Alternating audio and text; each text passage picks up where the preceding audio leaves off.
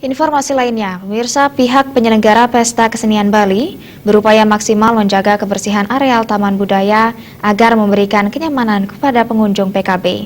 Mewujudkan kondisi tersebut, setiap hari dikerahkan puluhan petugas kebersihan yang bertugas sejak pagi hingga malam. Lingkungan yang bersih merupakan dambaan setiap orang, apalagi sebagai area publik. Begitu halnya area Taman Budaya yang menjadi pusat penyelenggaraan ajang tahunan Pesta Kesenian Bali (PKB).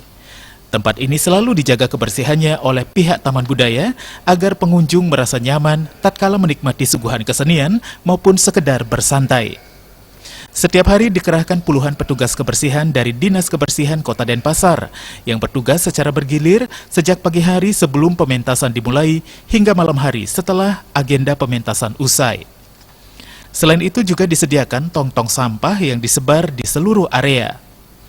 Upaya ini juga didukung kesadaran masyarakat yang ikut menjaga kebersihan dengan membuang sampah di tempatnya.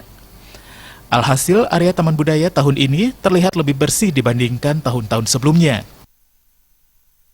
Tentunya ini juga perlu dukungan daripada pengunjung yang hadir ke Taman Budaya, dan kita juga sangat apresiasi tahun ini pengunjung yang hadir Taman Budaya ini betul-betul juga bisa memberikan kontribusi yang positif, karena rata-rata mereka sudah terbiasa sekarang untuk membuang sampah-sampah habis mereka makan dan lain sebagainya di tempat sampah yang memang sudah disediakan puluhan di pojok-pojok di Taman Budaya.